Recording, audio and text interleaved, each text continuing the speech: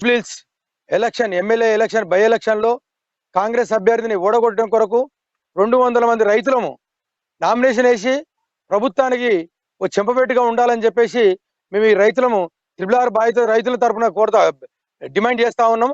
అదేవిధంగా రాష్ట్ర వ్యాప్తంగా సంగారెడ్డి, గజ్వేలు, భువనగిరి, చౌటుప్పల్, ఆమనగల్లు, బాలనగర్, వికారాబాద్ నుంచి కూడా ప్రతి ఒక్క అనేక మంది చాలా మంది ఫోన్ చేస్తా ఉన్నారు. రైతులు ఖచ్చితంగా ఎలక్షన్ నామినేషన్ వేయాలని చెప్తున్నారు. 100 నుంచి 200 మంది రైతులు నామినేషన్ వేస్తాం. ఈ విధంగా ప్రభుత్వం ఈ రీజనల్ రింగ్ రోడ్ పైన స్పష్టమైన హామీ ఇవ్వకుంటే ఆందోళన చేస్తామని చెప్తా ఉన్నాం.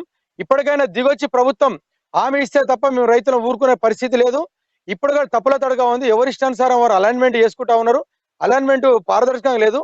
బడా కంపెనీలకు, బడా పెత్తందారులకు, వెంచర్లు ఉన్నటువంటి భూస్వాములకు అపాయింట్మెంట్ ఇచ్చి వాళ్ళతో దోబీచినట్టు ఆడుతా ఉన్నది స్టేట్ గవర్నమెంట్. కేంద్ర ప్రభుత్వాన్ని కూడా 4 సార్లు పోయి కలవడం జరిగింది. వాళ్ళు ఇయ్యనని చెప్తున్నారు, వీళ్ళు తీసుకుంటారని చెప్తున్నారు. రెండు కలిసి పార్టీ ఆడుతున్నటువంటి పేద ప్రజల పొట్టలు కొడుతున్నారు. కనుక మేము ఇప్పటికైనా డిమాండ్ చేస్తా ఉన్నాం. ఒక్క భూమి ట్రిపుల్ అసలు భూమి ఇచ్చేదే లేదని చెప్తున్నాం. ఒకవేళ నిజంగా భూమి కావాలంటే మళ్ళీ రైలు అంటా ఉన్నారు, 50 మీటర్ రైలు అంటా ఉన్నారు. కనుక మేము ఏ జిల్లాలో అయితే భూములు పోతున్నాయో ఆ జిల్లాలో భూమికి భూమి వెసులుబాటు చేయమని చెప్పి డిమాండ్ చేస్తున్నాం.